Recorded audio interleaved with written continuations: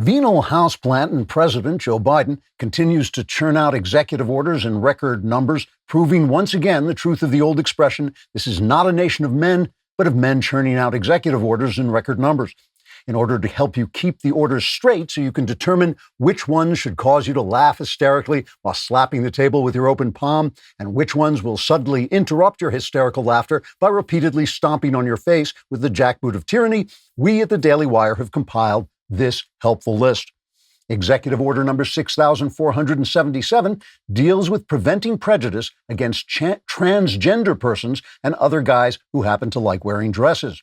This EO forbids federal employees to laugh at, point at, or comment on the looks of Assistant Secretary of Health Rachel, as it were, Levine, until after he has left the room and the door actually closes, so they're sure he's out of earshot.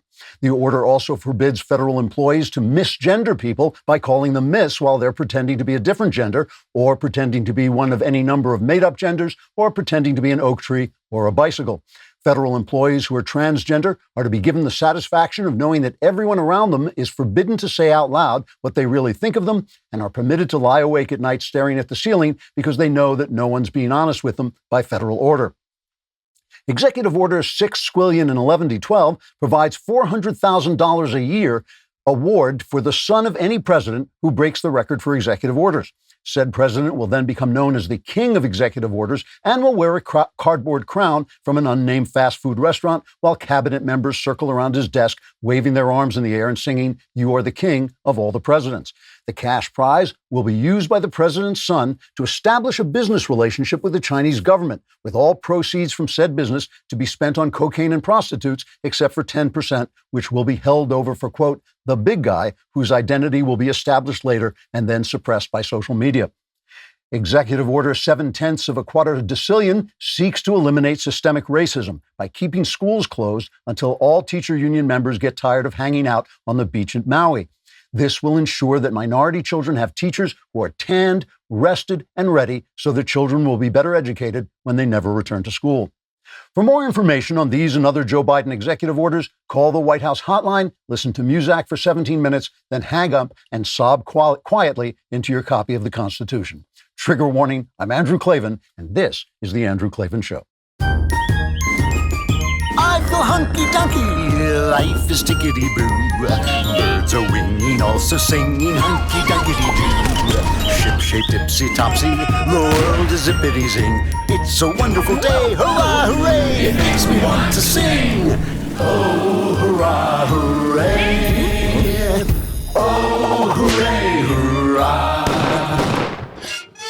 We are back again, laughing our way through the fall of the Republic and the following apocalypse, since I think the fall of the Republic is pretty much done, and we've got to keep the laughs going. Speaking of being tanned, rested, and ready, I'm now fully vaccinated, so we have made a major step in saving the Klavan. It was a really, actually pretty good experience. It's almost impossible to get an appointment, but when one popped up after you got the appointment, it was all very easy. Thing didn't hurt very much, and now, no side effects except for a black helicopter flying over my head because of the tracers they injected into my bloodstream. You might want to sign on to my YouTube channel to get extra content, to get these monologues and openings completely uncut and fresh stuff. If you press that bell, the alert, I will come and deliver content to your home in a limousine, surrounded by girls, dancing girls, and drinking champagne. And if you leave a comment and the comment is sufficiently obnoxious, we will read it on the air because it'll fit right in with the rest of the commentary. Today's comment is from Cassie Deet, I believe it is. She says, my chances of getting a comment featured went from 5 days per week to 1. The Klavanless weekend went from 3 days to 6. We were laughing our way through the apocalypse too fast. That's true. We want to enjoy every single minute of it. So it's very hard, I know, to watch the media make a fuss over the January 6th invasion of the Capitol after they excused, minimized, and even applauded months of similar violence from Black Lives Matter and Antifa. It's very tough to watch Democrat Congress members go after new Congresswoman Marjorie Taylor Greene for her loony theories when the Democrats are all loony theories, like men can become women, or racism can cure racism, or America was founded to protect slavery. Likewise, it's hard to watch Donald Trump tried for inciting violence in a Senate run by Chuck Schumer, who led a mob to the Supreme Court and threatened conservative justices if they made bold to limit a woman's power to kill her unborn children. When conservatives mention these things, they are often accused of whataboutism. Whataboutism is a form of ad hominem attack, an attack on a person meant to discredit his ideas. This particular ad hominem attack is sometimes also called the tu quoque fallacy. Tu quoque means you too. It refers to an attack that calls out a person's hypocrisy instead of addressing his point. This became known as whataboutism during the Cold War, when socialist tyrants in the Soviet Union would respond to charges that they violated human rights by saying something like, well, what about Americans holding slaves in the pre-Civil War South? So you get the idea. Now, there's something to be said for avoiding the tu quoque fallacy. The ugly nutbaggery of Democrat lowlifes like Ilhan Omar or Kamala Harris does not excuse the likewise ugly nutbaggery of Congresswoman Green. The BLM and Antifa riots don't lessen the disgusting violence in the Capitol January 6th, and the fact that Democrats excuse and call for violence on a regular basis while Trump explicitly did not call for violence does not mean that Trump acted well after the election. He didn't. But it's intolerable for the media and other Democrats, or indeed for never-Trumpers and other fake Republicans, to focus on the misdeeds of one side without acknowledging that we are experiencing an almost complete collapse of the morality and credibility of our elite classes across the board. Our news media lies. They not only lie, but they promote censorship to keep their lies from being contradicted. Our experts are wrong more often than they're right. Our Congress does nothing but strike poses. Billionaire corporations make bold to gut our First Amendment, and squirrely satraps in Davos plot the takeover of the world economy in order to deal with what they call our shared concerns, quote unquote, without ever thinking to ask whether we, the people, share their concerns or not. I am deeply opposed to political violence, but it's hard not to occasionally imagine improving the personality of our dipstick elites with a judicious application of tar and feathers. Our divisions, meanwhile, the people's divisions, only serve to empower the incompetent jackasses in charge.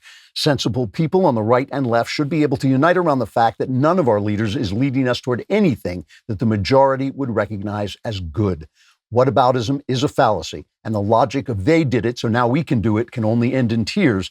But conservatives can't be asked to punish in their leaders what leftists encourage in theirs. The people need to unite against an elite gone altogether wrong.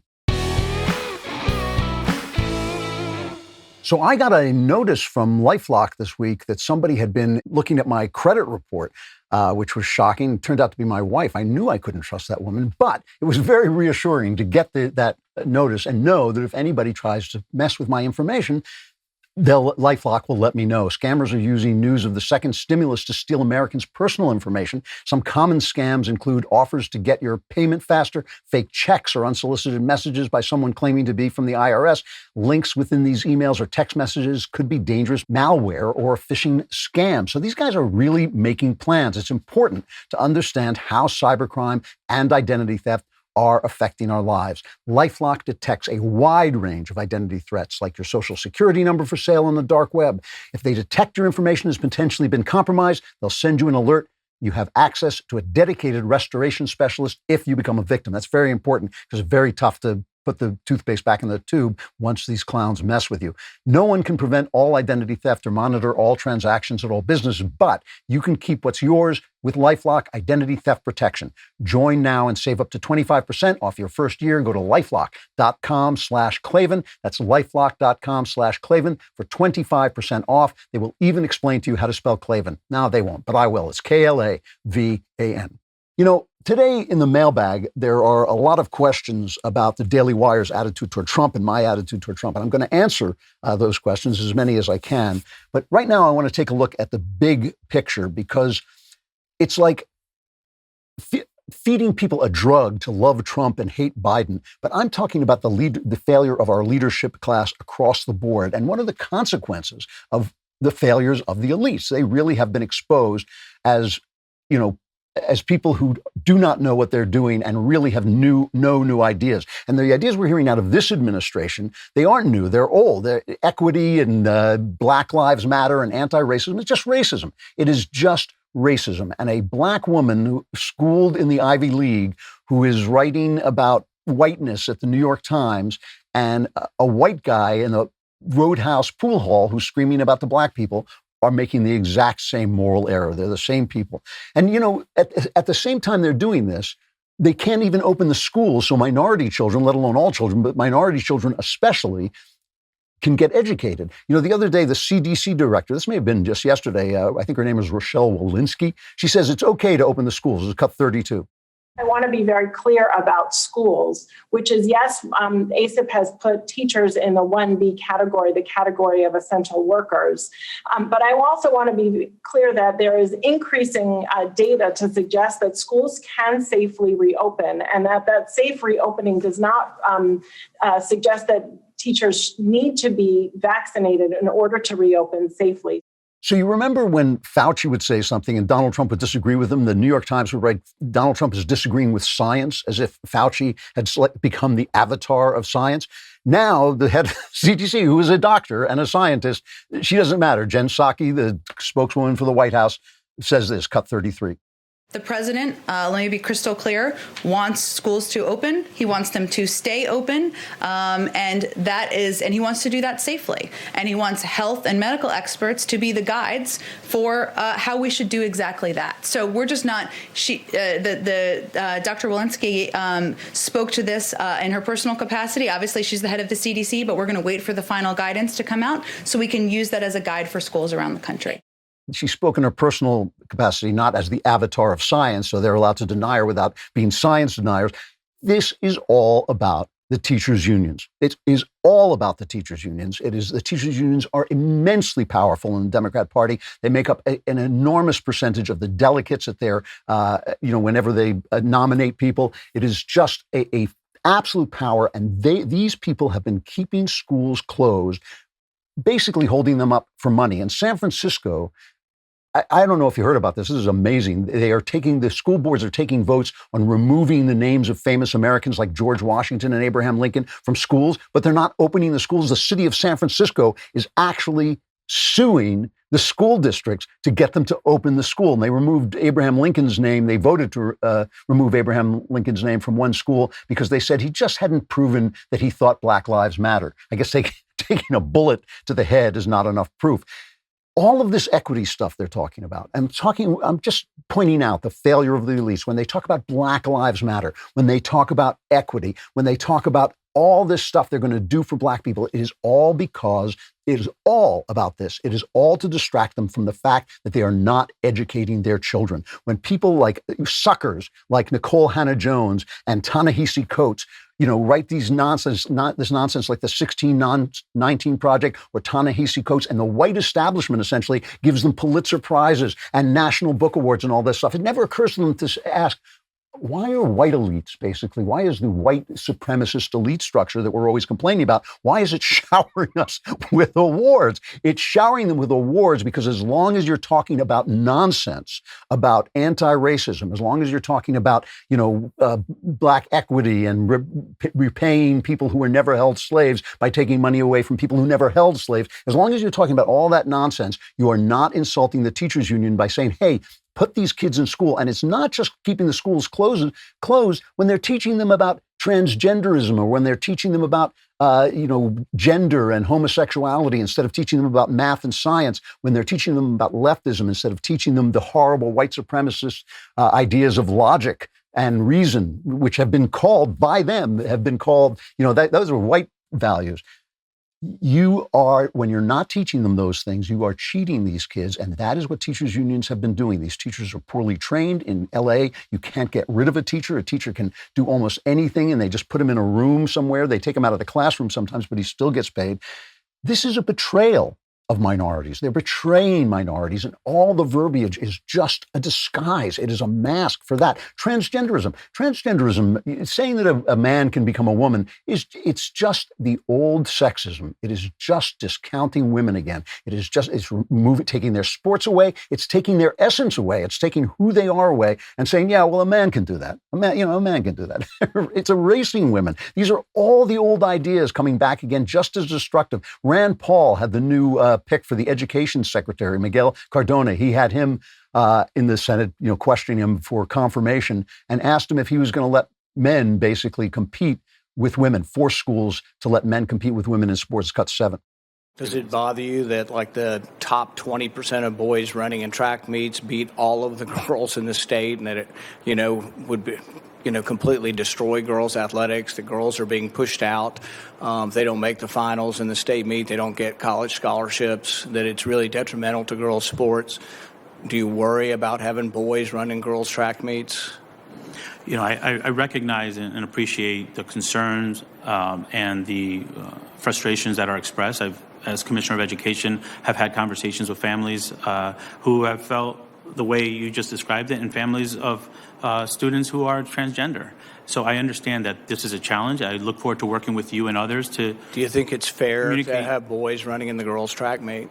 I think it's appropriate I think it's the legal responsibility of schools to provide opportunities for students to participate in activities, and this includes students who are transgender. So what do you do when all your ideas have failed, when you're basically just bringing racism back to hide the fact that you're not schooling children, when you're basically destroying the lives of young girls so that you can support what? 2 people? I mean, how many people are actually transgender? So you can support basically this leftist idea that your base likes. What do you do? First, you find any Republican you can who looks like a loon and put him front and center using your media power so that you now can say, oh, the Republicans are the party of crazy people, of QAnon and all that stuff. That you then have to censor all the people who point out the truth and make sure that they can't get the word out that you're lying, that everything you say is a lie. And you have to do nothing in Congress so that people are not held responsible for the things they actually do. And that's what we're going to talk about today, the utter failure, not just of the left, but of the elites. So I was talking before about credit rating. Credit rating obviously is hugely important, has to, helps you get mortgages, helps you get loans. People look at it. The average American, you may not know this, but has 97 points that they could add to their credit score, 97 points, and no idea how to get those points. ScoreMaster knows how. ScoreMaster isn't credit repair, it's credit science, and it helps you get your points fast. In fact, the average ScoreMaster user can add 61 points in 20 days or less, and getting your plus points fast can save you a fortune before you apply for a loan or a credit card. ScoreMaster is also great for business owners who use their credit score to finance their business.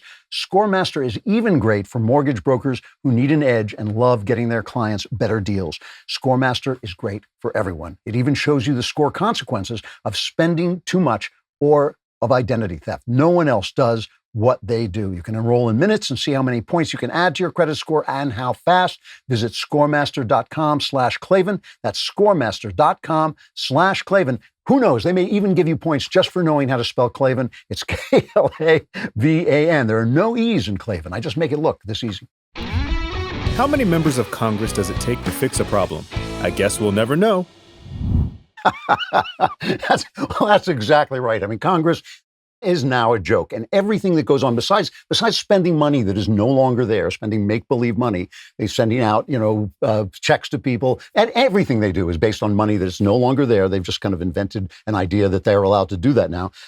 Aside from that, everything they do is politics, and everything the left is doing now that they are in charge of Congress is basically meant to foment a civil war among the Republicans and to cast the Republican in the light of being extremists, of being violent, of being crazy people. They're going to impeach or try Donald Trump in the Senate. They're going to try Donald Trump in the Senate. So what? So they can remove him from office. He's already been removed from office. I don't even know if it's constitutional. They don't even know if it's constitutional to do this. But this is what they're going to do. They're going to say that he incited violence. This is the speech Trump made on January 6th to the ralliers. This is cut 3. I know that everyone here will soon be marching over to the Capitol building to peacefully and patriotically make your voices heard. Today we will see whether Republicans stand strong for integrity of our elections, but whether or not they stand strong for our country. So peacefully and patriotically protest. This is Chuck Schumer last year as he led a mob to the Supreme Court, which was deciding a Louisiana abortion case, and he was afraid they would decide it in a way he didn't like. This is cut 4. I want to tell you, Gorsuch, I want to tell you, Kavanaugh, You have released the whirlwind, and you will pay the price. You won't know what hit you if you go forward with these awful decisions. So even John Roberts, it's interesting. John Roberts rebuked him that same day, Schumer, for that, saying basically he was trying to intimidate the court. And then John Roberts was easily intimidated, voted to strike down the Louisiana law that meant to make abortions safer. But he struck it down on a decision that he had actually dissented from, but now said, well, now the decision is in place, so I have to obey it. Absolutely nuts. All right. So now the Republicans they're trying to force the Republicans into a civil war. Now you have to remember that after a presidential election loss, there usually is a bit of a civil war in the party that lost. People start pointing fingers. They blame people. They say, you're the reason that we lost the voters. And now in the Republican Party, there is this tension between the people who love Donald Trump, who think that Donald Trump is the answer and is the future of the Republican Party, and people who think, well, no, the party has to be bigger. We will not win elections with just the Donald Trump contingent. And that's why you saw this anger against Liz Cheney, who voted in the House for impeachment. And they basically wanted to remove her from the leadership role, and they didn't do it. And that's a good thing. All right. I think it's a good thing. Liz Cheney was wrong, I think. I disagree with her. She was wrong to vote for impeachment. I think it was a silly thing to do, both politically and actually constitutionally. But it was clear she did it out of conscience. You have to be able to let your members and your leaders act out of conscience. So it was, and the vote wasn't whipped. When they say they whip the vote, that's when they say you have to vote this way for party loyalty. But they didn't whip the vote. They let members vote their conscience, and she did. So you can't then punish her for doing what you let her do. And they don't want to have that kind of civil war. The left is just waiting for them to throw Liz Cheney out of leadership, so the left can point at them and say, look, if you don't kowtow to Donald Trump, then you're not a Republican anymore. Now the Republicans are completely the party of Trump. And the other thing they did is they went out after this Marjorie Taylor Greene. She is the new Congresswoman from Georgia. And she seems to me to be a bit of a loon, okay? There's just because they hate her doesn't mean she's lovable, right? She says, well, I was just questioning whether some of these conspiracy theories were right, but she suggested that no plane ever hit the Pentagon on 9/11. She suggested that school shootings might be false flag operations. She had this Looney Tune thing about forest fires being started by a space laser run by the Rothschilds. The Rothschilds frequently an anti-Semitic trope, blaming the Rothschilds for things. There is a Jewish space laser, but only Shapiro is allowed to use it. So the whole Rothschild thing was ridiculous. Here's what she said about QAnon. She went through this thing about questioning QAnon, saying she hoped it was true, the QAnon theory that Donald Trump was actually kind of a superhero fighting this cabal of satanic child molesters. Cut 5. He's anonymous. Q is anonymous, but he seems to be completely for the good. He seems to be totally on Trump's side, and he seems to be very high up and connected. So because of those things, I'm becoming more hopeful, and I'm not being as pessimistic, and I'm trying to stop saying that's never going to happen, because I really think it might happen. So I'm very excited about that. Now, there's a once-in-a-lifetime opportunity to take this global cable of Satan-worshiping pedophiles out. And I think we have the president to do it. And so I'm very excited about that. A global cabal, I think it's pronounced, of Satan-worshiping pedophiles.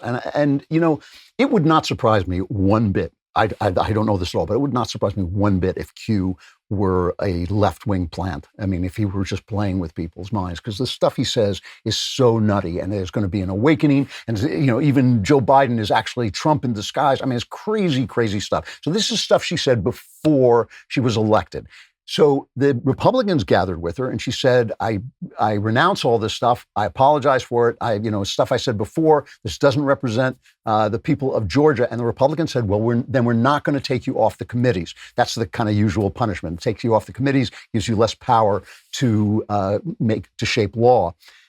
The Democrats then, and this is, I think it's all but unprecedented. I can't remember anyone ever doing this. The Democrats then got together yesterday and voted her off the committees. It is unheard of for the other party to vote your party's member off committees for something, especially for something she did before she became a member, right? She's not being punished for something she did as a member, which is very different. And she herself renounced all her crazy ways. This is cut 28.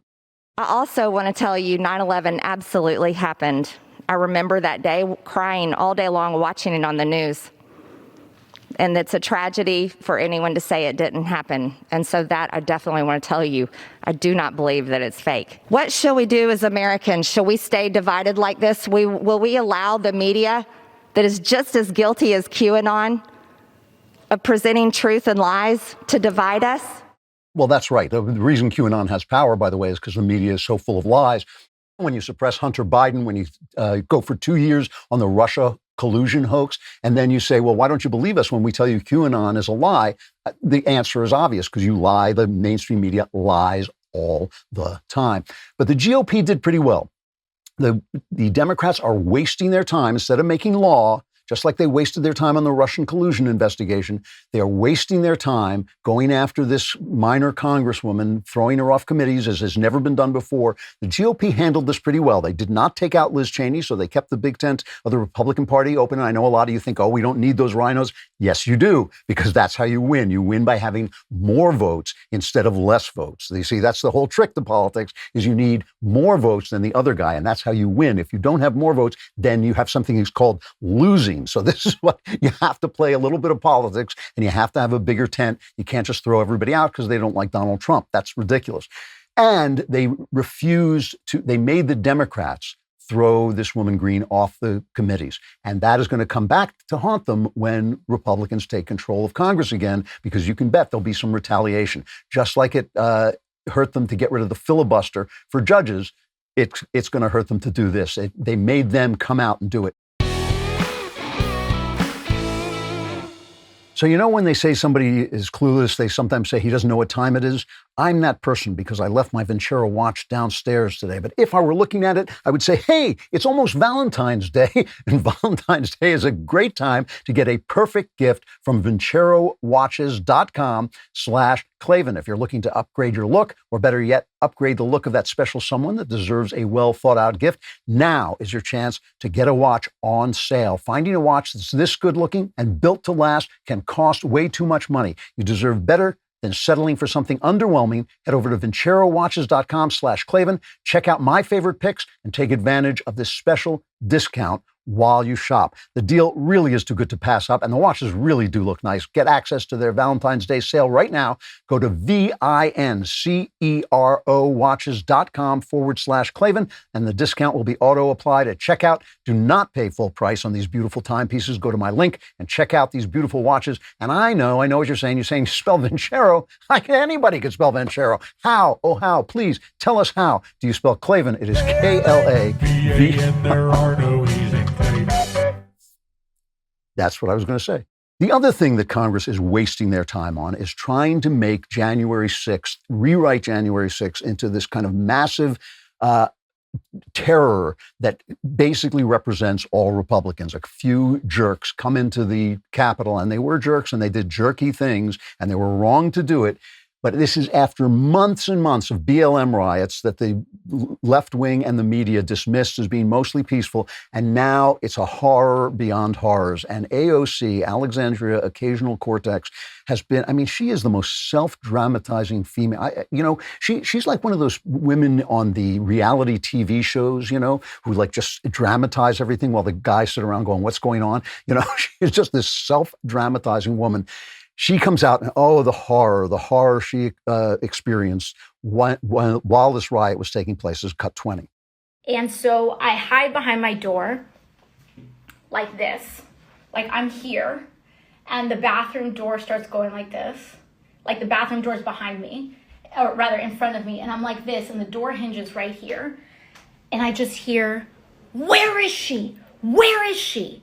And this was the moment where I thought everything was over.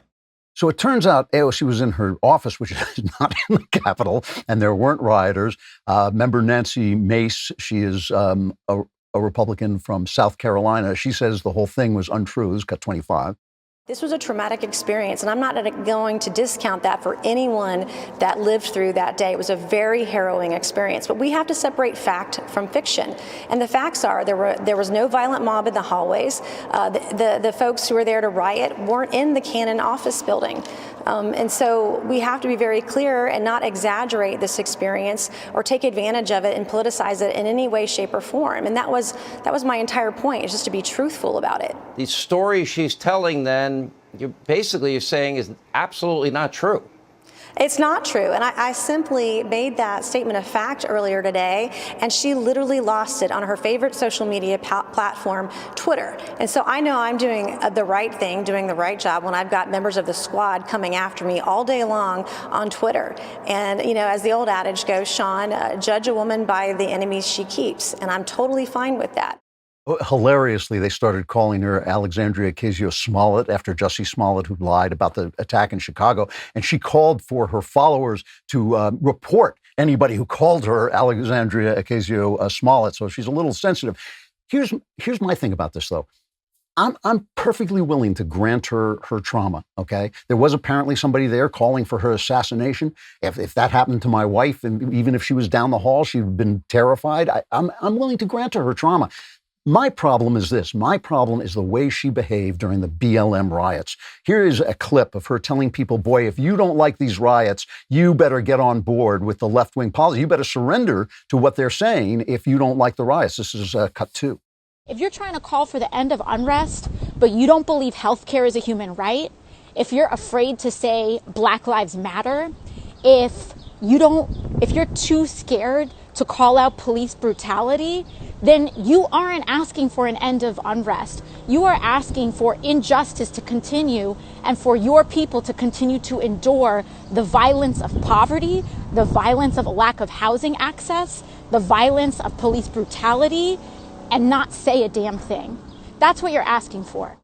That's amazing to me. I mean, that is empathy at the level of a child. Children don't understand that other people hurt the way they hurt, right? Adults understand that if something is scary to you, we call it the golden rule. You may never have heard of this, but they used to call it the golden rule. Do unto others as you would have them do unto you. She sent out a tweet saying the whole point of protesting is to make people uncomfortable. Activists take that discomfort with the status quo and advocate for concrete policy changes. Popular support often starts small and grows. To folks who complain protest demands make others uncomfortable, that's the point.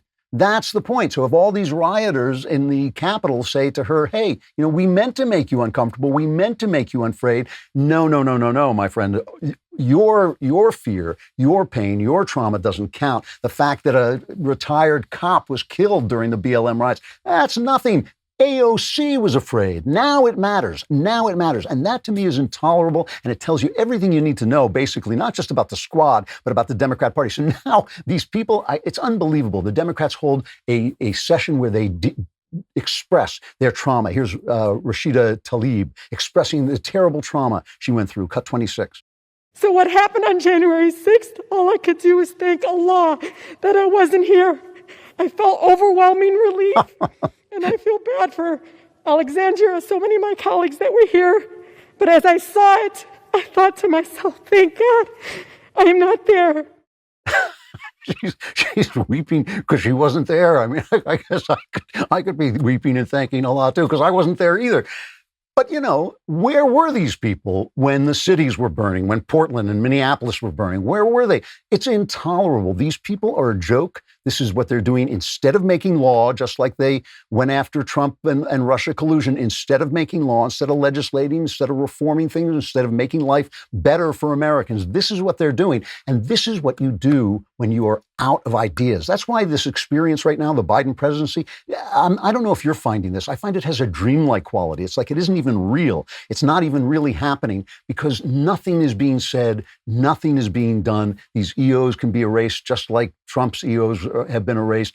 It's just a strange make-believe kabuki show of America. It's not the elites have failed us completely. And right now it's the Democrats who are in power, and their failure is utter. It is complete. And it's very, very strange moment in American history.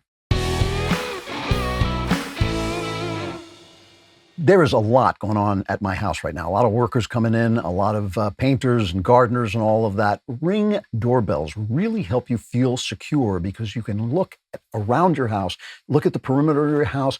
Even if you're not here, even if you're not at home, you can do it. And you can always talk to anybody who comes to the door on your phone, no matter why. It's a perfect time to upgrade your doorstep with a Ring video doorbell. You can see and speak to whoever's at the door from anywhere right on your phone. And what I like about it is you don't have to go outside to take a look around and make sure everything is secure. I love having the Ring video doorbell, and I've actually added some Ring security cameras around the house as well. Right now, you can get a special offer on the Ring Welcome Kit at ring.com/Klavan. It comes with Ring's Video Doorbell 3 and Chime Pro, the perfect way to upgrade your front door and start your Ring experience. Go to ring.com/Klavan. That's ring.com/Klavan.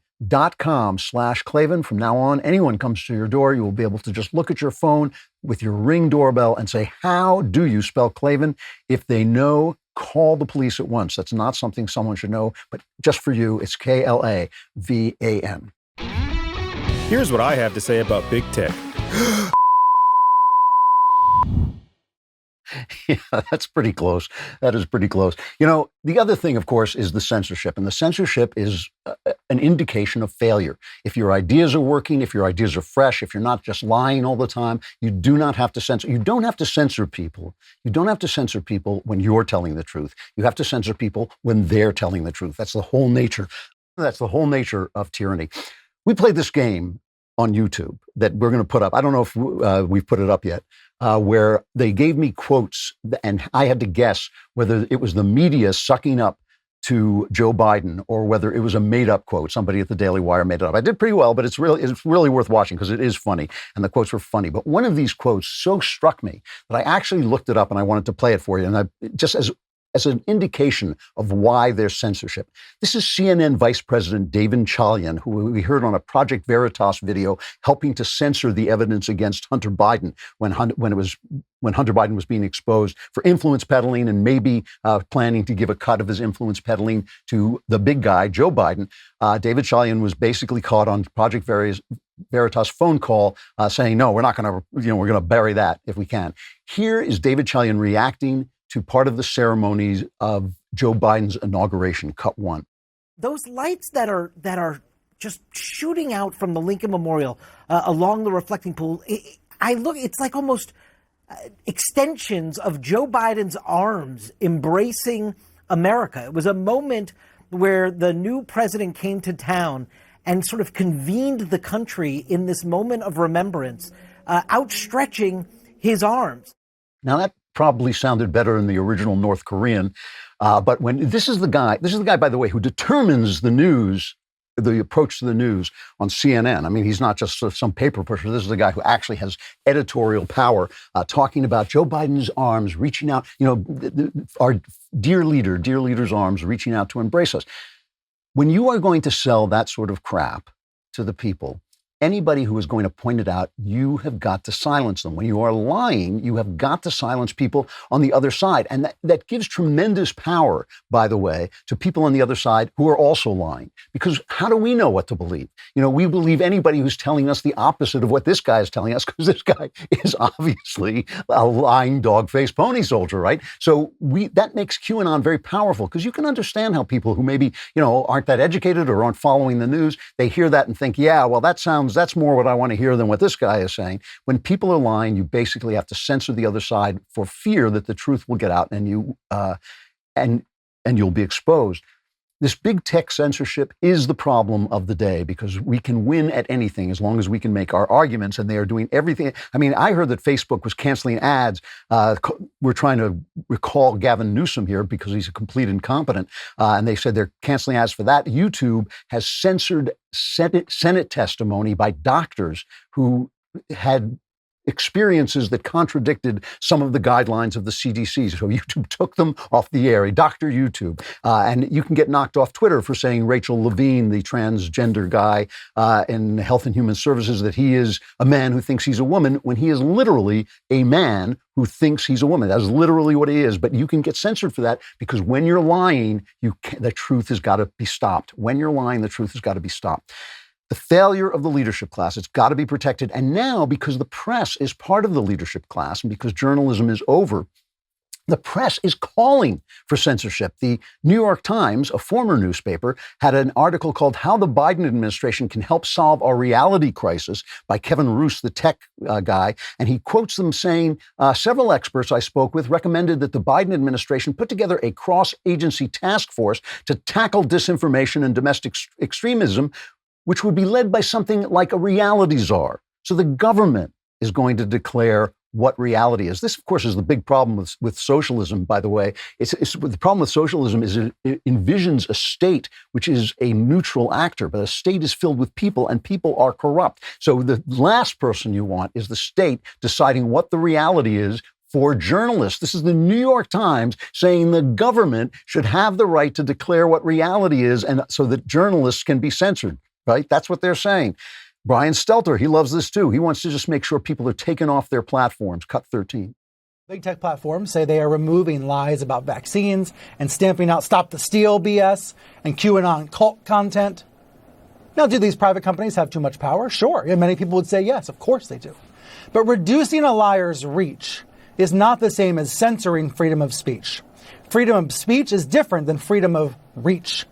And algorithmic reach is part of the problem. So if they bury your head in the sand, you're allowed to keep shouting as long as nobody can hear you. I mean, the problem with Brian Stelter is like a crisis of stupidity. It's not actually a constitutional crisis. The guy just is not really, he's just a total gaslighter at this point. But there is a problem when the White House is saying basically the same thing. This is Jen Psaki on this, 18. Does President Biden support the continuing ban of President Trump on their sites? I think that's a decision made by Twitter. We've certainly spoken to, and he's spoken to, the need for social media platforms to continue to take steps to reduce hate speech. But we don't have more for you on it than that. See, and this has been decided to be illegal when tech can be seen, when a private company can be seen doing for the government what the government is not constitutionally allowed to do for itself. That can be illegal. There's a case, Bantam Books versus Sullivan. The Supreme Court found a First Amendment violation when a private bookseller stopped selling works that state officials deemed objectionable after they sent him a veiled threat of prosecution. So just what Jen Psaki said, just right there, makes this censorship illegal. They are actually violating our First Amendment rights. So many of you are probably sitting around thinking, how can I get a Delphi FG 1456 fuel pump assembly for a 2005 to 2010 Honda Odyssey?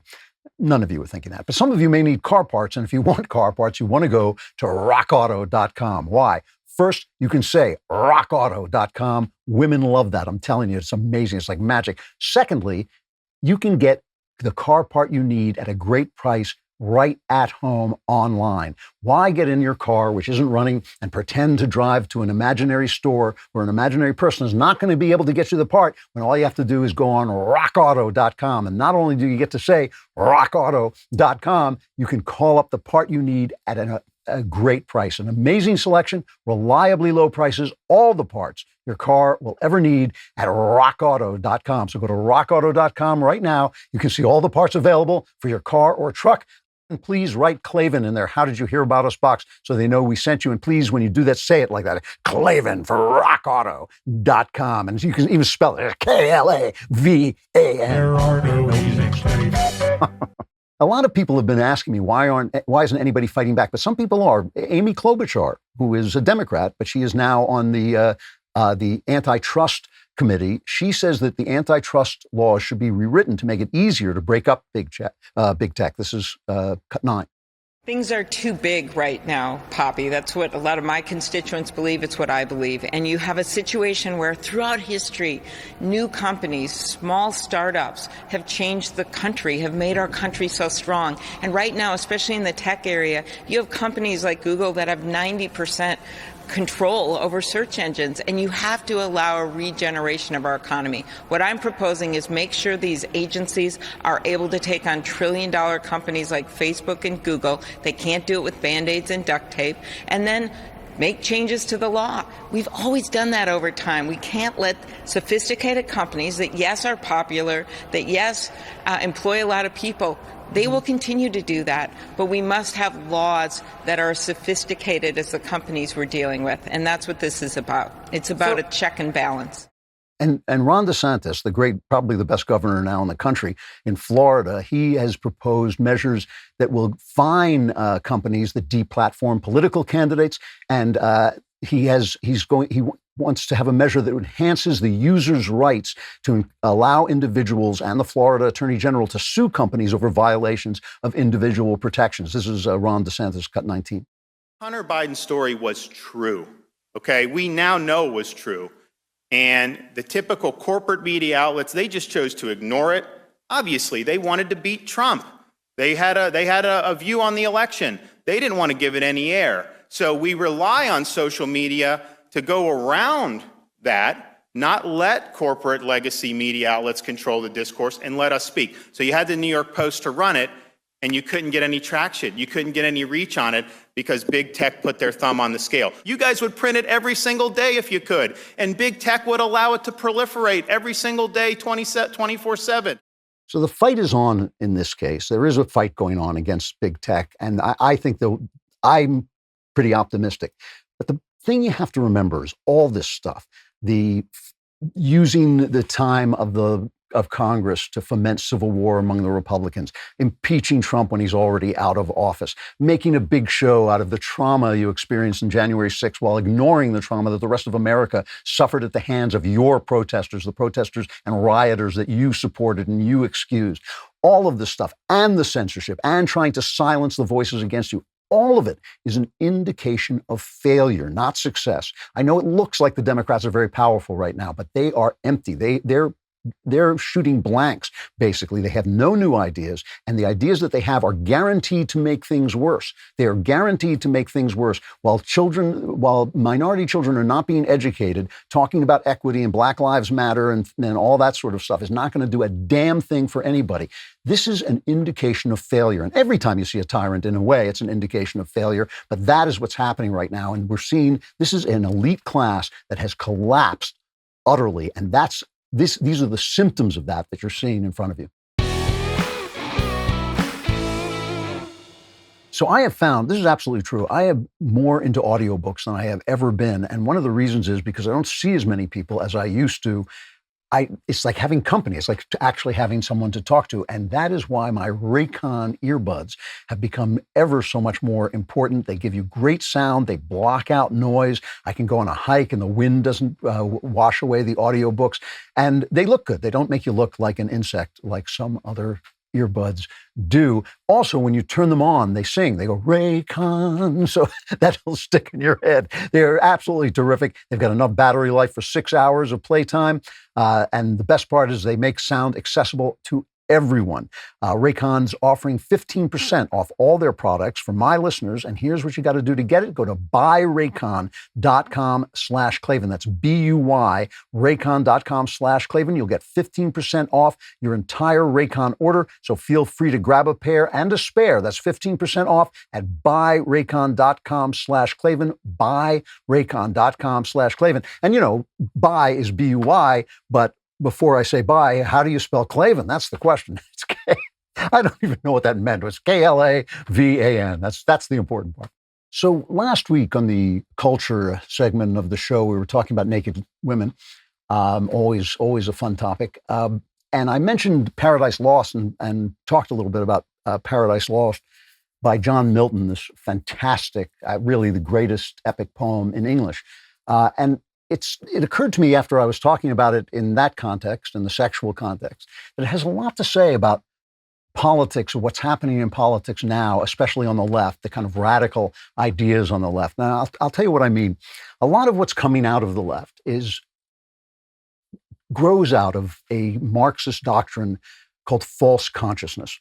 Marx had this idea that the workers would naturally rise up, and it was kind of almost inevitable in history that as thesis and antithesis resolved themselves, that eventually the workers would rise up and find that they had been abused, and they would take over the means of production and so forth. And a lot of this, of course, turned out to be untrue, that under capitalism, the workers did well. The workers did better than they'd ever done before. They started to have their own homes, their own cars, their own lives, their own choices. You had a little backyard. You could have a barbecue at the end of the day. It was kind of nice. And they had to explain, Marx had to explain why the workers weren't going to rise up, weren't rising up the way he thought they were. And they had this idea of false consciousness. And the idea of false consciousness was that you may think you're happy owning your own home, and you may think you're happy working and supporting your family and having the dignity of a job. You may think that it's a nice thing that you can pay for things and be independent and make your own decisions in life. No, my friend. This is false consciousness that has been instilled in you by the powerful to just make you think you're happy about those things when really what you want is what Marx tells you. In other words, it was a way for Marx not to say, oh, wait, maybe everything I said is wrong. It's you. It's your consciousness is false. Well, over time, especially as the Soviet Union collapsed and it became clear that the hope of the future, the Marxist hope of the future, was actually a complete boondoggle and an oppressive slave state, they started to basically extrapolate on this idea of false consciousness, and it became the idea of postmodernism, the idea that all of the narratives are just that. They're just stories. They're just narratives. And they don't describe reality at all. And all the things that you think you are or think you want are actually implanted in you by the powerful. This is one of the leaders would be Michel Foucault, who someone once hilariously said never did Foucault for anybody.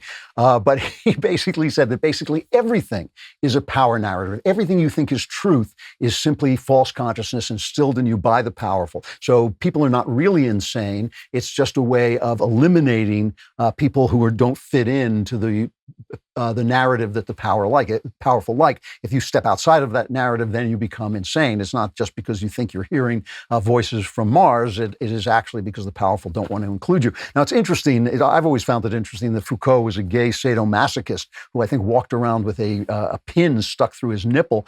So it makes a lot of sense that he saw everything in terms of power structures. But the whole idea here is if you think, I'm a woman, and maybe as a woman, I would like to build a home for a family and nurture children and teach children and raise children. No. That is just instilled on you by men who want their sandwich and they want, you to bring them a beer while you're up. That's not something that is really part of you to nurture, to build homes, to bring up children. That's just a narrative that's been instilled in you. In fact, if you don't think you're a woman at all, poof, you're a man, and all that has to be done is to silence those evil voices who tell you you're not a man, and then that will become the truth because it was just a narrative to begin with. So the fact that you happen to be a woman is just, an illusion that can be gotten rid of simply by pushing the narrative. If their powerful narrative works, then our narrative, by taking over the narrative, we can change the facts of the matter.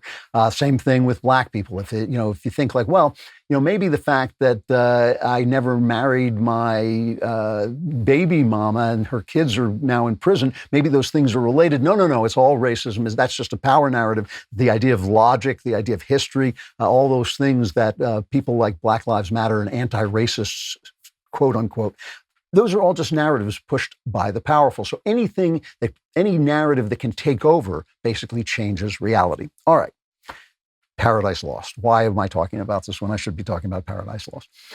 John Milton was not a very attractive character. He was, I don't think, he was kind of a prig when he was a student at Cambridge, Christ College. They called him the Lady of Christs because he wouldn't go out whoring with everybody. He was a prig. He was a virgin into his 30s. And he was he was a priggish person religiously too, a sharp critic. Even though he was a Protestant, he was a sharp critic of the Church of England because it continued some Catholic practices. And he was one of those people who were called by their enemies Puritans, right? They were puritanical. So he was one of those. He was a Puritan. When the Civil War took place we're talking about the 17th century in England, the Roundheads against the Cavaliers. The king, Charles I, had tried to rule without Parliament, and the Parliament had there were unwritten powers, right? England has an unwritten constitution. The Parliament had unwritten powers, and the king tried to take them over. And that struggle became violent, and Milton sided with Parliament. He trained with a militia, and he wrote a lot of tracts against the church and all this stuff. And when the king surrendered and Oliver Cromwell started the Commonwealth, which essentially became a dictatorship, Milton went to work for Cromwell. When the king was then, Charles I was beheaded, Milton didn't sign the death warrant, but he approved of the killing of the king. And he made an argument, he published a tract arguing that this was in keeping with gospel wisdom from the book of Genesis. I'm going to read you a little part of it because part of this inspired American thinking when our revolution took place. He says, "No man who knows aught can be so stupid to deny that all men naturally were born free, being the image and resemblance of God himself, and were by privilege above all the creatures born to command and not to obey." And he went on to say it was only because of Adam's transgression that men then were forced to band together for self-defense, which meant they needed governments and kings. And these kings are supposed to be restrained by law. They're supposed to be bound by law and for the good of the people. And he said their power is given, quote, in trust from the people to the common good of them all, in whom the power yet remains fundamentally. This sounds very American, right? And it cannot be taken from them. Their power cannot be taken from them without a violation of their natural birthright of freedom. So he finally concluded it stands to reason that people may, as oft as they shall judge it for the best, either choose the king or reject him, retain him or depose him, though no tyrant, merely by the liberty and right of freeborn men to be governed as seemed to them best. Whenever you want to get rid of your king, you can get rid of your king because you were born in the image of God and you were born to be free. So now Cromwell dies, his son takes over, it doesn't work very well, and the king is restored. Charles II is restored. It's called the Restoration, right? And now Milton has to run for his life because the people who signed the king's death warrant, even though he didn't sign the king's death warrant, his life is being called for, and the people who signed the king's death warrant are being hung, drawn, and quartered. You may have heard of this. It is enormously unpleasant. First they hang you, then they cut you down while you're still alive, then they castrate you, then they yank out your bowels while you're still alive and burn them with you watching, and then finally they chop your head off, and just to add insult to injury, they post your head on a pike. Okay, so Milton has gone blind by this time. He's gone blind in Cromwell's service. He's broke. He's running for his life and he's hiding out. And also, on top of all of this, he's a failure. He's always wanted to be a great poet and he's a failure. But ultimately, his friends get him a pardon and he comes back and he now begins, though he's blind, to write the greatest epic poem in the English language. And he memorizes the lines at night and then he dictates them to a secretary or to one of his daughters. And he's a tyrannical father with his daughters. He's not a very nice person, but he writes this beautiful poem about the fall of man, about Adam and Eve. And he says it's the reason he's writing it is he's going to justify the way of God to men. He's going to explain what God is up to. Now think about this for a minute, all right? Milton has been in a rebellion and he has called for the beheading of the king and he has taken down the king who is supposed to have the natural right to be king through God, right? But he's taken him down. He supported the rebels.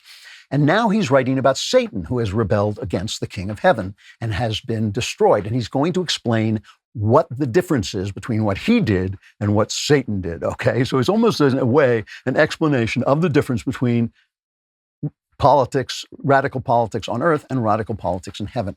And C.S. Lewis writes a brilliant preface to Paradise Lost.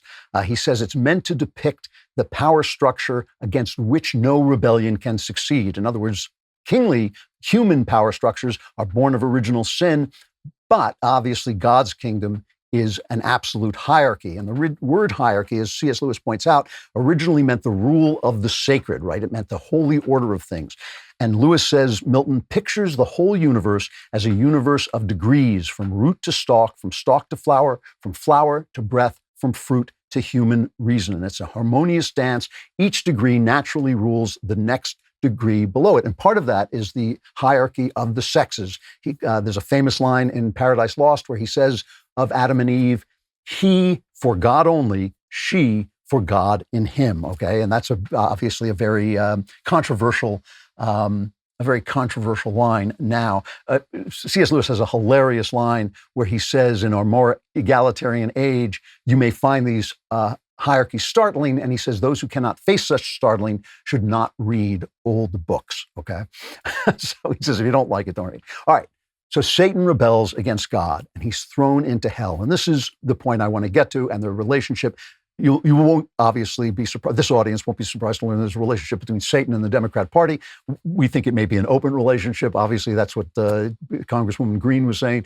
But there is a relationship between Satan and the Democrat Party. Satan is thrown into hell. And here is a reading of his famous speech as he arrives in hell. Listen carefully to what Satan says about being in hell and having lost the fight against God. Farewell, happy fields where joy forever dwells. Hail, horrors, hail, infernal world, and thou profoundest hell, receive thy new possessor. One who brings a mind not to be changed by place or time. The mind is its own place, and in itself can make a heaven of hell, a hell of heaven. What matter where, if I be still the same, and what I should be, all but less than he whom thunder hath made greater? Here at least we shall be free. The Almighty hath not built here for his envy, will not drive us hence. Here we may reign secure, and in my choice, to reign is worth ambition, though in hell. Better to reign in hell than serve in heaven. A lot of very famous lines in there. Better to reign in hell than serve in heaven, of course, I think is the most famous line. But hear what he says. He says, my mind is a place unto itself and can make of heaven a hell and hell a heaven. It can transform reality itself. He is free. That is the whole thing about Satan. He wants to be utterly free, not just free in the political sense, not just free from kings and from false rulers and from government corruption. He wants to be free against reality itself. His mind is so powerful that he can transform hell into heaven, and it is better to reign in hell because you are free when you reign, you're the ruler, than to serve in heaven. It is being a servant of God that he doesn't like.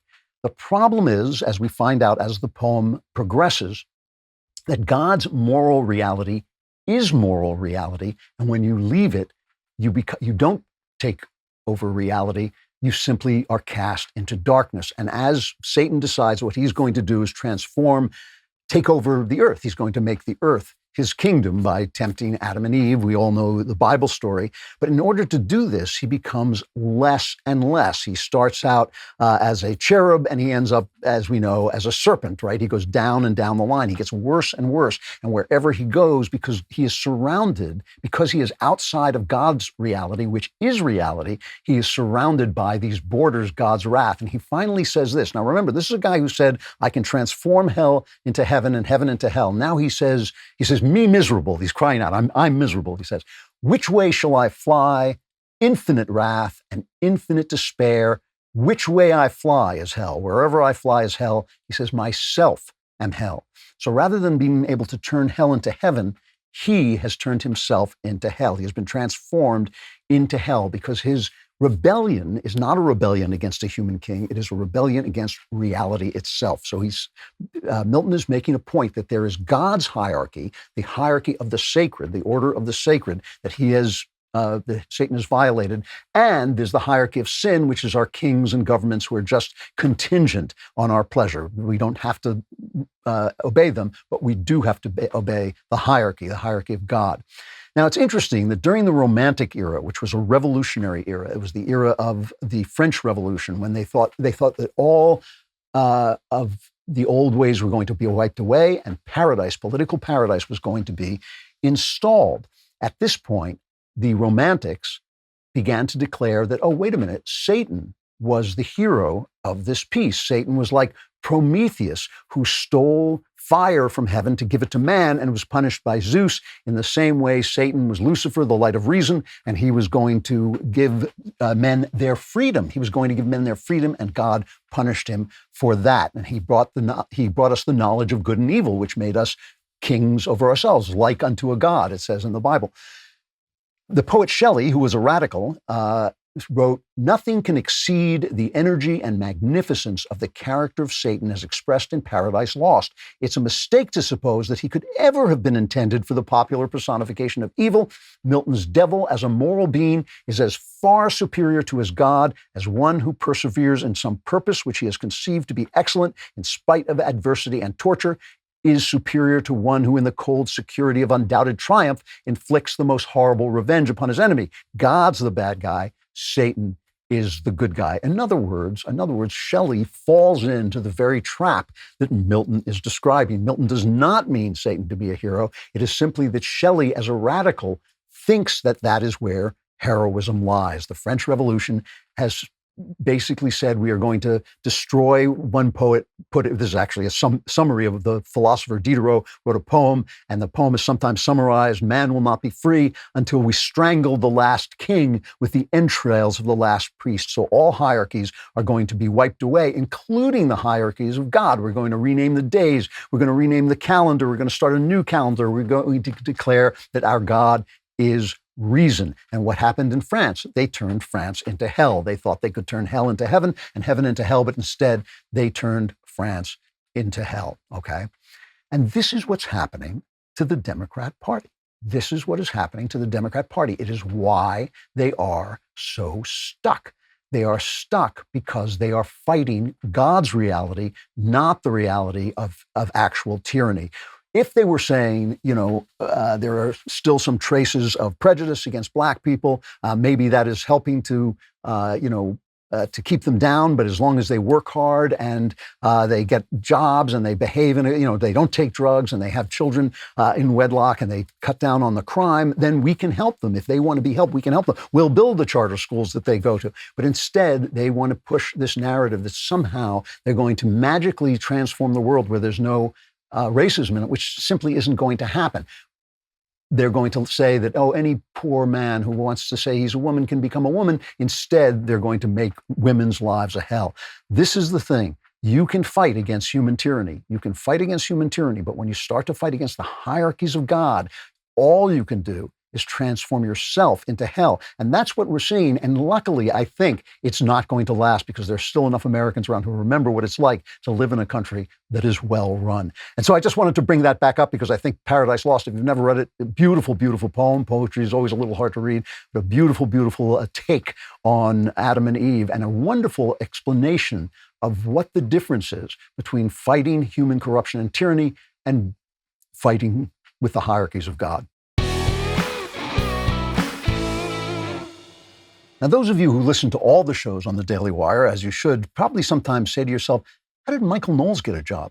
It's because we weren't using ZipRecruiter. ZipRecruiter.com is the way you want to hire people for your business. The fastest, easiest way to hire is ZipRecruiter. And right now, you can try it for free at ZipRecruiter.com/Klavan. ZipRecruiter does the work of hiring for you. When you post your job, ZipRecruiter sends it out to over 100 top job sites with one click. Then their powerful matching technology finds people with the right skills and experience for your job and actively invites them to apply so you get qualified candidates fast. It's no wonder that 4 out of 5 employers who post on ZipRecruiter get a quality candidate within the first day. See for yourself right now. You can try ZipRecruiter for free at ZipRecruiter.com/Klavan. That's ZipRecruiter.com/Klavan. If you're ready to build your team for 2021, go to ZipRecruiter.com/Klavan. Don't let Michael Knowles happen to you. ZipRecruiter is the smartest way to hire if, but only if, you can spell Klavan, which is Klavan. Hey, you know what's fading fast? Your chance to get 25% off a new Daily Wire membership with code RHF. That's RHF. It stands for Run, Hide, Fight, our first feature film. Run, Hide, Fight led our debut into the world of entertainment a few weeks ago. The movie tells the story of Zoe Hull, a high school senior coping with the recent loss of her mother. One day, her high school is attacked by 4 gun-toting students with plans for the worst school shooting in history. Zoe finds herself in a position to help, so she fights back to save her fellow classmates. Really entertaining thriller. Critics have been very vocal about how politically incorrect this movie is. Hollywood didn't like it, and they didn't want you to see it, so we picked it up. The tomato meter remains at a low 27% among critics, but the audience score tells a completely different story, currently sitting at 93% on Rotten Tomatoes with over 2,000 reviews. What do you think accounts for that disparity? Run, Hide, Fight is available exclusively to Daily Wire members, so if you want to watch it, use code RHF and you'll get 25% off your membership today. This promo is only available through the weekend, so this is your last chance. Use code RHF for Run, Hide, Fight to get 25% off your membership at Daily Wire. Join us in the cultural fight today.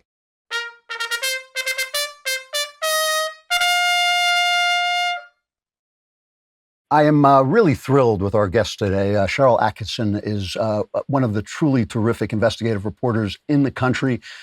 She has now got a Sunday morning TV program called Full Measure with Sharyl Attkisson. I have literally read all of her books, Stonewall, The Smear, and I'm just about to finish Slanted, How the Media Taught Us to Love Censorship and Hate Journalism. Sharyl, you there? Yes, I am. Thank you for having me. Well, thanks so much for coming on. I was just last night, I was reading an article about the death of journalism and post-journalism, and it was all keyed in to Donald Trump.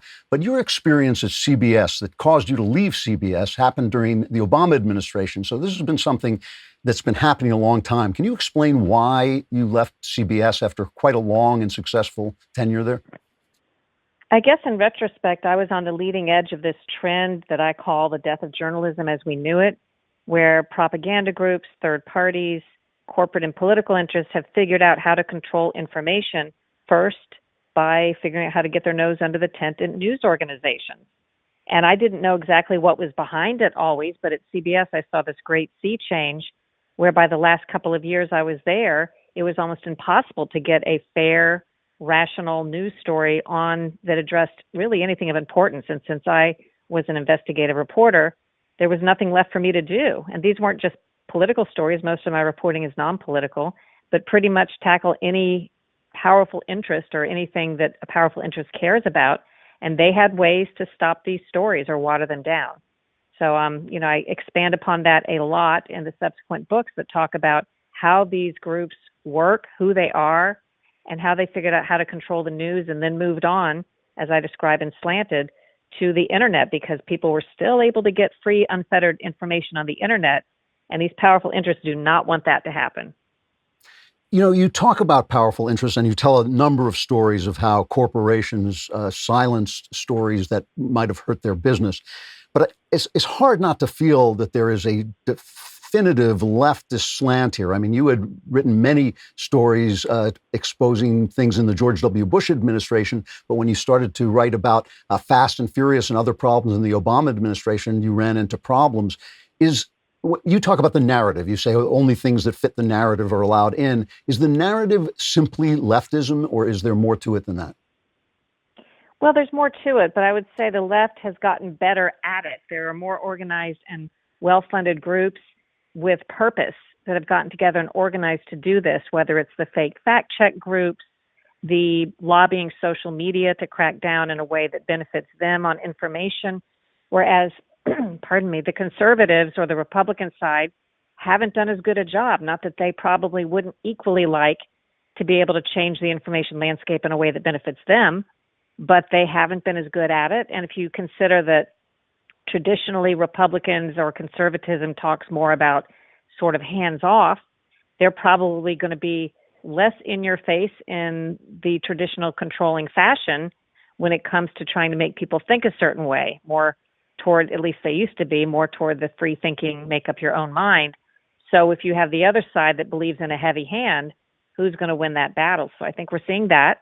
And it's not all political. I mean, there are some very important left voices, such as Glenn Greenwald, who founded The Intercept and had to quit his own company because they censored his story on Hunter Biden. There are traditional liberal thinkers who find this oppression of free information and speech to be as horrifying as anybody else, and they're being subjected to it as well. It's not just suppression of information. It is also disinformation. Your second book, I think it is, called The Smear. You talk about David Brock and Media Matters, who he comes after us all the time here at the Daily Wire. They actually have a guy who does nothing but listen to us, poor man. But you tell a story about Pizzagate, and the pizza parlor in Pizzagate was run by a former lover of Brock's. You kind of suggest, I mean, and tell me if I'm wrong about this, but it seemed to me that you suggested that Pizzagate, the idea that there was some kind of Hillary Clinton was running some kind of child molesting business out of this pizza parlor in D.C., you suggest that it might have been engineered by the left, not by the right, even though it was the right that bought into it. Do you think that is that a fair assessment of what you say? Well, not exactly. This is a complicated way of thinking I try to get people to think about. And while we're at it, let me say hello to my Media Matters monitor, because I don't know if it's the same guy or gal, but they're listening to me too, so they're doubling up Maybe we've got today. 2 listeners. Yeah. Okay. Yeah. But what I'm trying to get people to understand, and I didn't know that whole conspiracy to be about Hillary Clinton personally. Again, I didn't look too deeply into it, but some of it was said to be, her top supporter, John Podesta, being involved in all kinds of things. But what I wanted people to understand is there was a concerted effort that we have documented around this time frame by left-leaning groups to crack down on information that they didn't like, information online by conservatives, including true disinformation, but also this slow creep toward information that may be perfectly true or a matter of an opinion that they also don't like to be seen, but there was a way to kind of get their nose under the tent. So all of this coincided in the same time, and it's entirely possible, as I say, that this was a made-up hoax entirely. But for reporters to claim to know that Pizzagate is untrue, they're sort of just buying into this spin in a way of defending something that they have no firsthand knowledge of. Now, I don't believe, personally, I have no evidence and don't believe children were being trafficked in the basement of a, pizza restaurant. But remember the way this all works when you're talking about disinformation.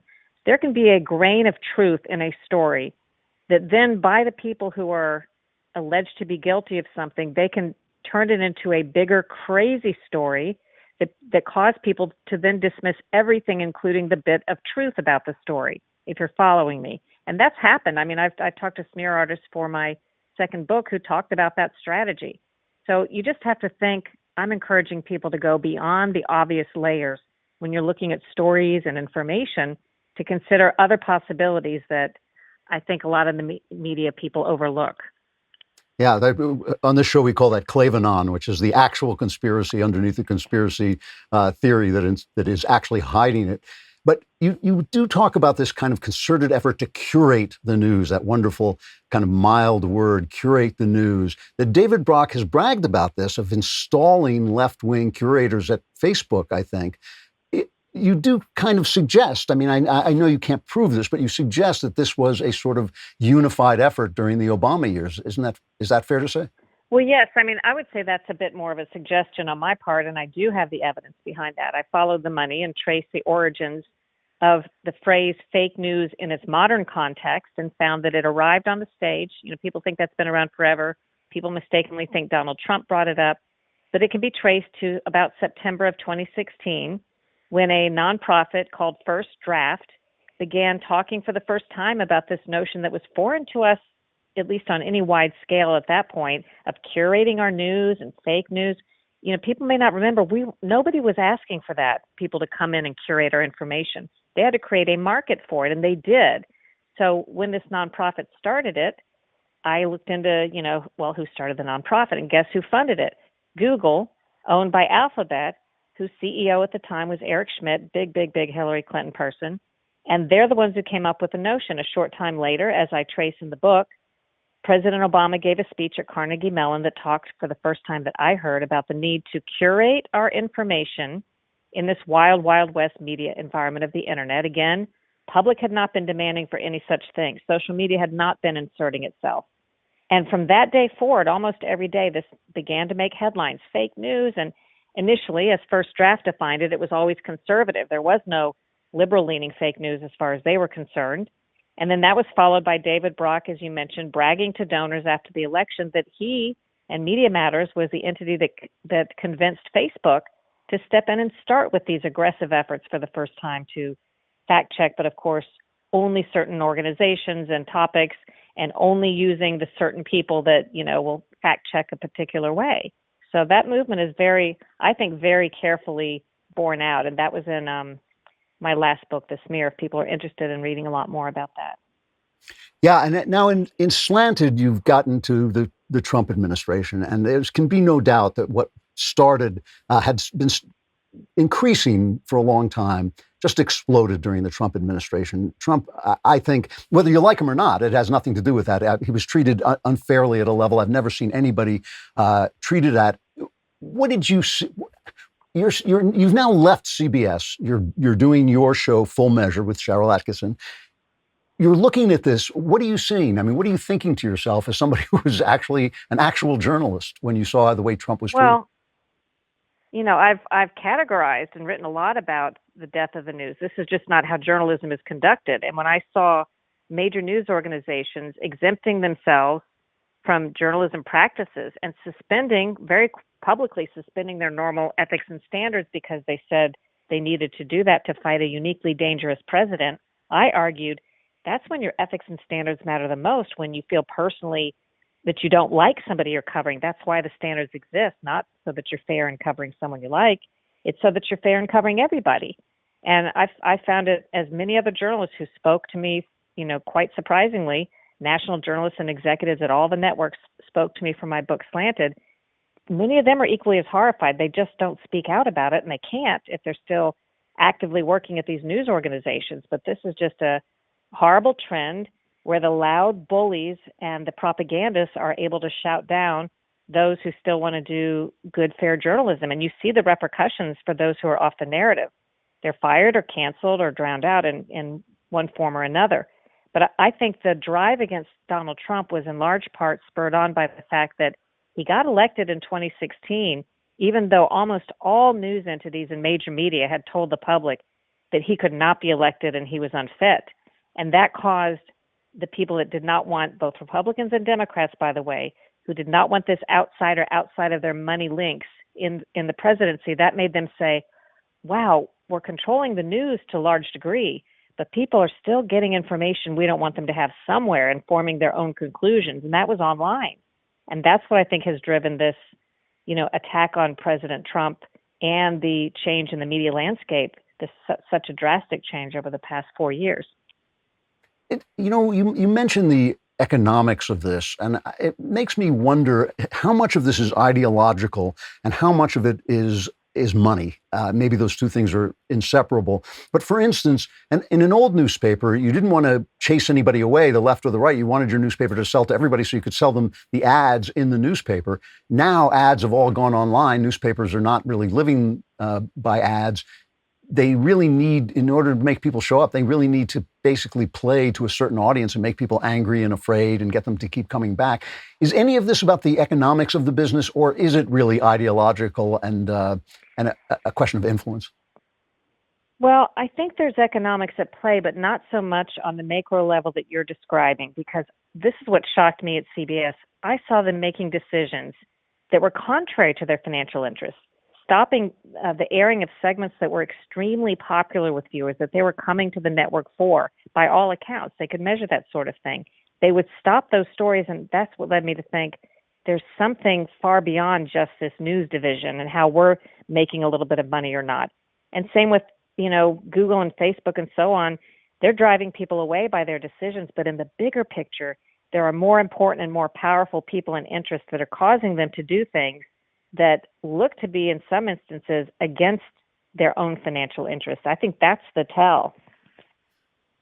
You know, one of the things you talk about, the reason I like your book so much, by the way, is not just that you're an insider, but you see these things with an incredible clarity. And one of the things you talk about in Slanted is the language of propaganda. You give a bunch of examples of ways in which just the words they use are slanted. Can you give a couple of examples of that? Because I think it's just really instructive to people to understand how simple this is.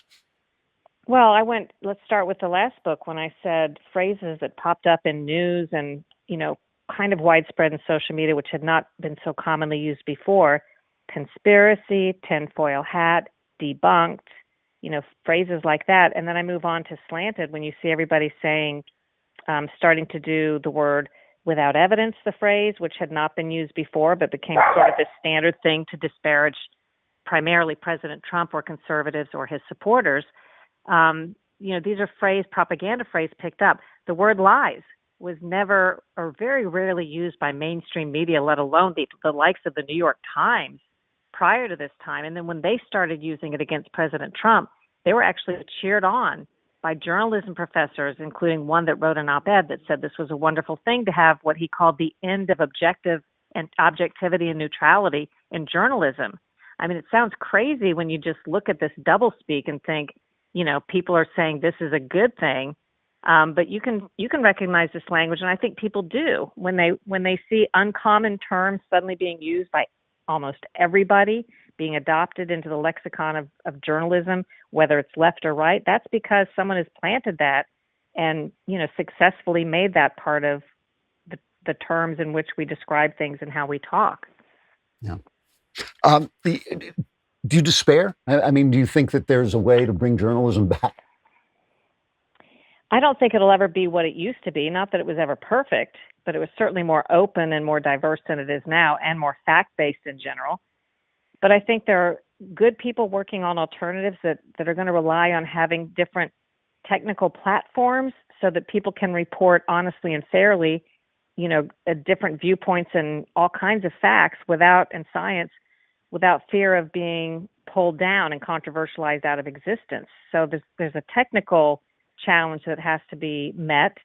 And then there are a lot of people that want to do that kind of reporting, and a lot of people that want to see that kind of reporting. So that will just fall into place once we figure the technical part out. Problem is now, I feel like this information suppression is happening just with a whimper, where where are the First Amendment law firms and groups that should be stepping up now saying we need to protect all kinds of viewpoint, speech, facts, and science, even that which is objectionable, as long as it's not illegal.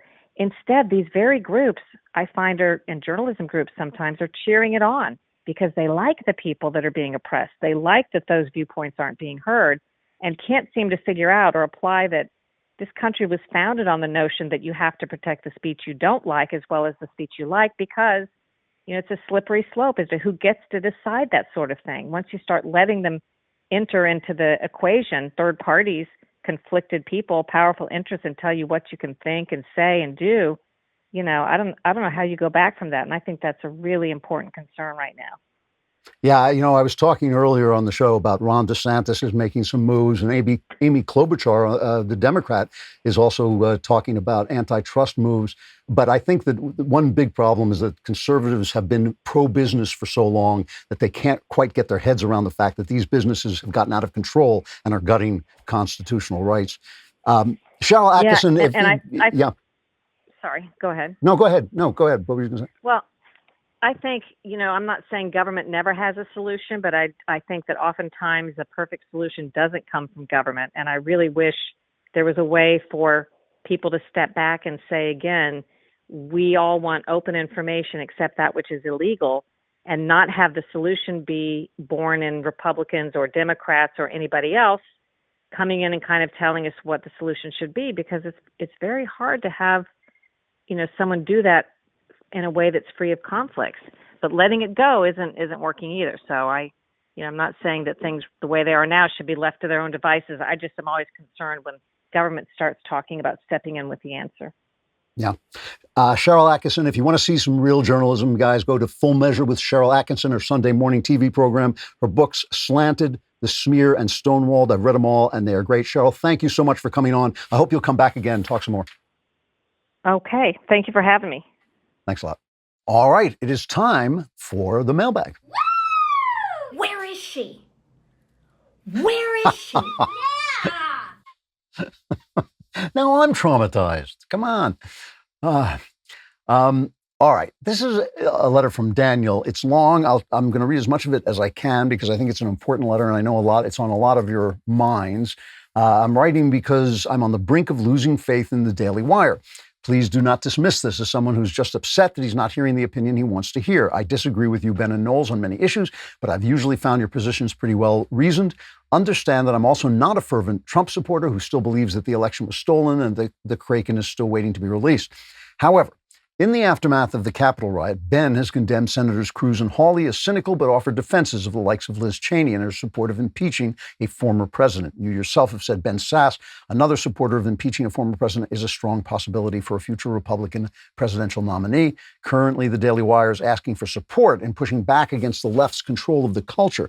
However, if you are supporting the weak-kneed, cowardly Republicans who are eager to abandon Trump in the hopes of getting some favorable press coverage, how can I believe that the Daily Wire is capable of fighting the cultural war?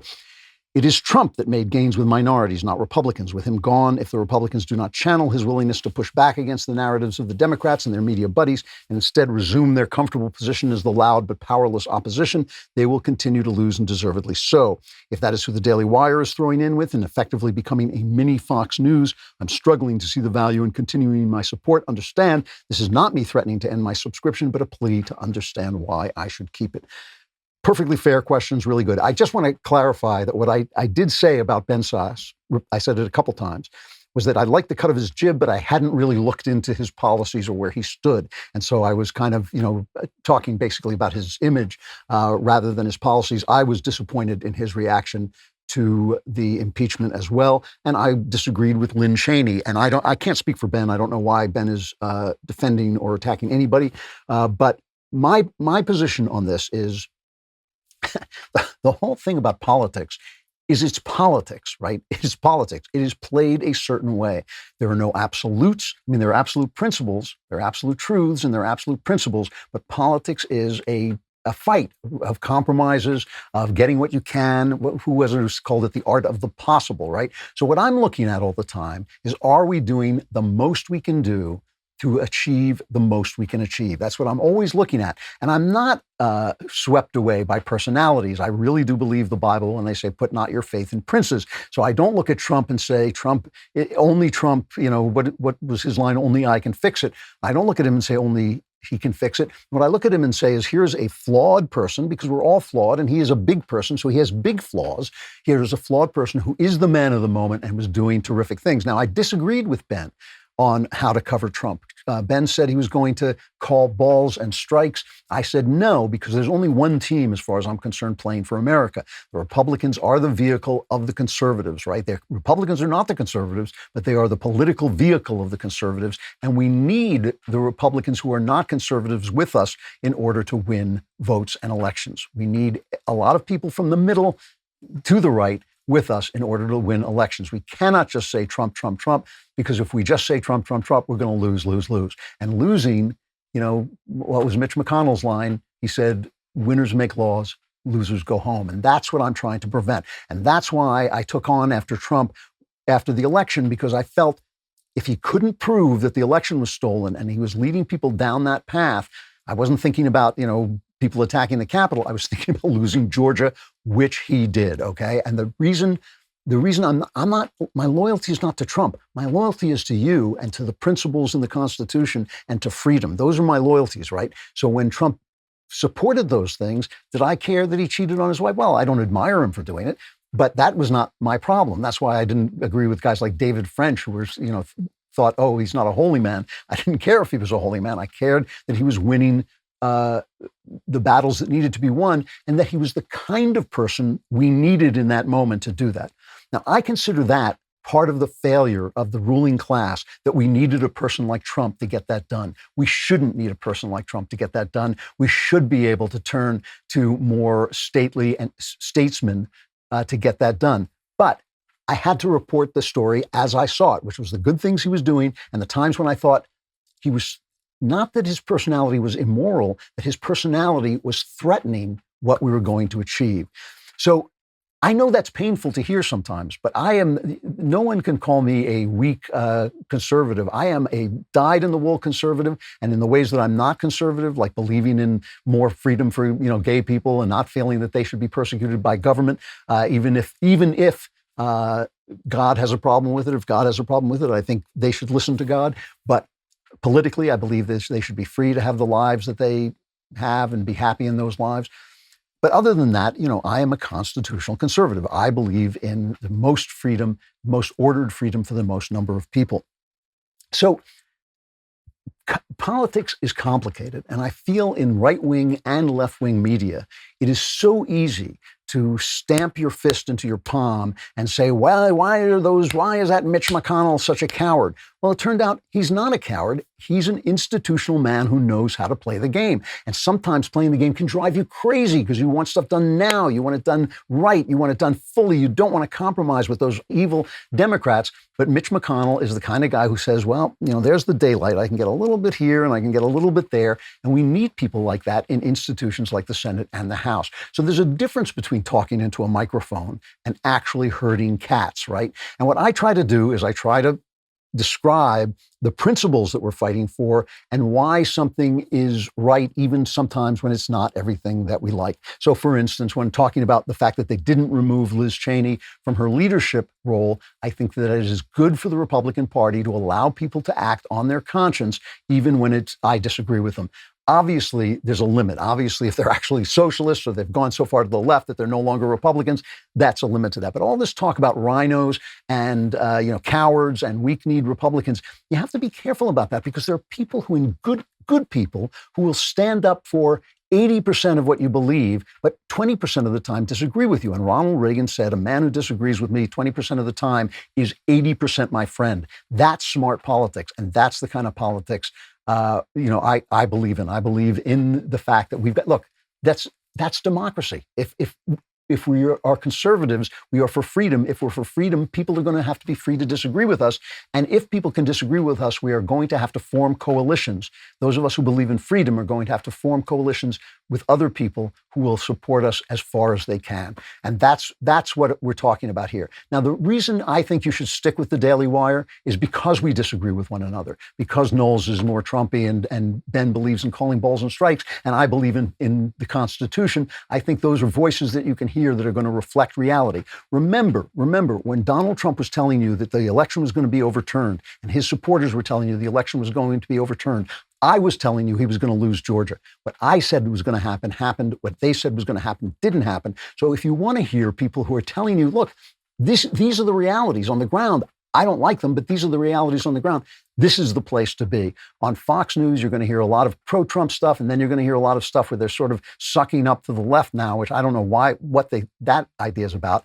But you do hear a lot of this. What you'll hear from me is how I think the situation plays in terms of the eternal values of freedom that we are trying to defend.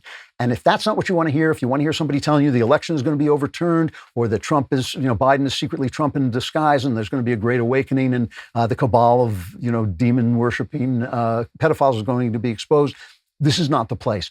I am talking to you about politics. I am not talking to you about illusions. And I think that this is a problem we have in right-wing and left-wing media, that in politics, nothing is ever black or white. It's always gray, and no person is ever perfect. And you have to talk about what is going to defend the principles we love. And that's my answer to your question. All right. From Bill, I write about your riff this week on nude and naked and the bliss of sex bestowed upon humankind within the bright lines of responsible, mature relationships like marriage. As an Orthodox Jew, I never doubted that, but what I question is the religions that have elevated celibacy to a virtue. Their clergy and other functionaries. He's talking mostly about the Catholic priesthood as Exhibit A, he says. I've never understood that or fathomed the reason for it. Well, let me respond to this. I myself never saw celibacy as a more holy state than loving sexuality, and I still don't. However, I've come to understand, and I don't believe the Catholics should have celibate clergy. I think it hasn't worked out, and I think it's time to admit that, but it's none of my business because I'm not a Catholic. They can have any kind of clergy they want. However, over time, I have come to understand why someone would feel that his sexuality was getting between him and God, or her and God, and seek to put it apart in order to be free of that kind of intense physicality.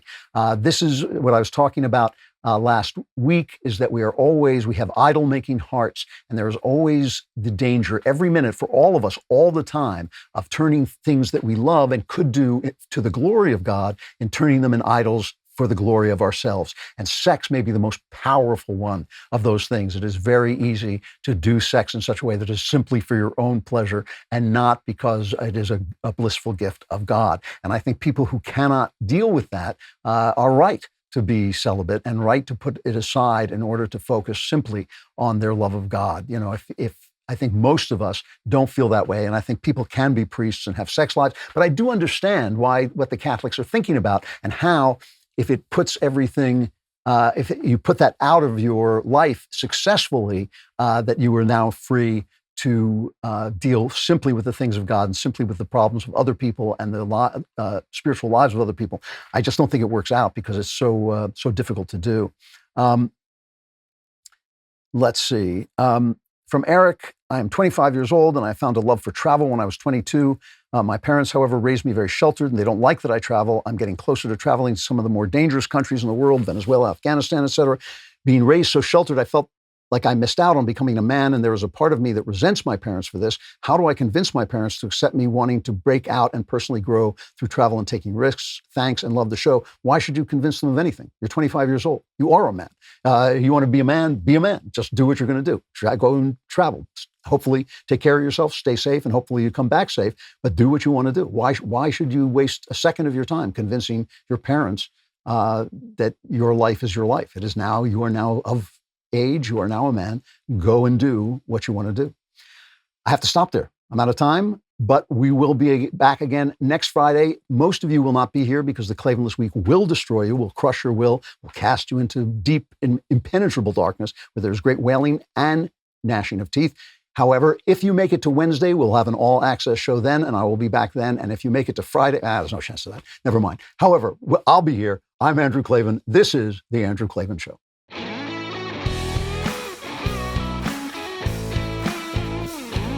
The Andrew Klavan Show is produced by Robert Sterling.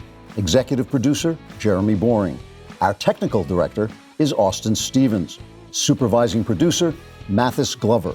Production manager, Pavel Vidowski. Edited by Danny D'Amico. Lead audio mixer, Mike Coromina. Animations are by Cynthia Angulo. Production coordinator, McKenna Waters. And our production assistant is Jacob Falash. The Andrew Klavan Show is a Daily Wire production. Copyright Daily Wire 2021. The White House promises masks and social distancing in perpetuity. The fact checkers admit that we're right while they call us liars at the very same time. And Democrats allege voter machine fraud in New York. I kid you not. Check it out on The Michael Knowles Show.